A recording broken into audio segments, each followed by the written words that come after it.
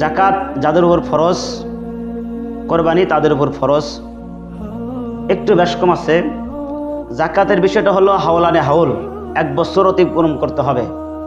কিন্তু কোরবানির বিষয়টা হলো জিলহজ মাসের 10 তারিখ থেকে নিয়ে 12 তারিখ সূর্যাস্ত পর্যন্ত, এই 3 দিন সময়ের ভিতরে যদি কোনো আল্লাহর বান্দা সম্পদের মালিক হয়ে যায়, জাকাত পরিমাণ সম্পদের মালিক হয়ে যায়, 7.5 ভরি স্বর্ণ, 52 ভরি রূপার যদি সম পরিমাণ সম্পদের মালিক হয়ে যায়, তাহলে ওই বান্দা বান্দির উপরে কোরবানি দেওয়া ওয়াজিব।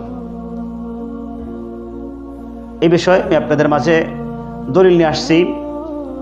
আল-উযহিয়াতু ওয়াজিবাতুন আলা কুল্লি হুররিন মুসলিমিন মুকিমিন মুসিরিন ফি ইয়াউমিল উযাহি, যে প্রত্যেক হুর আজাদ গোলামের উপর জাকাত ওয়াজিব না, গোলামের উপরে আপনার কোরবানি ওয়াজিব না। মানুষটার জন্য প্রথম শর্ত হলো হুর হতে হবে, দ্বিতীয় নম্বর শর্ত হলো মুসলিম হতে হবে। ও মুসলিমের উপরে জাকাত এবং কোরবানি ওয়াজিব না।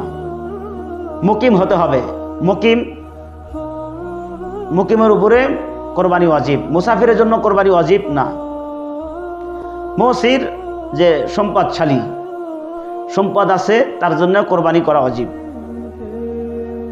শুধু 3 দিন, 3 দিনের ভিতরে যদি কোনো আল্লাহর বান্দার সম্পদের মালিক হয়ে যায়, তার উপর কোরবানি ওয়াজিব।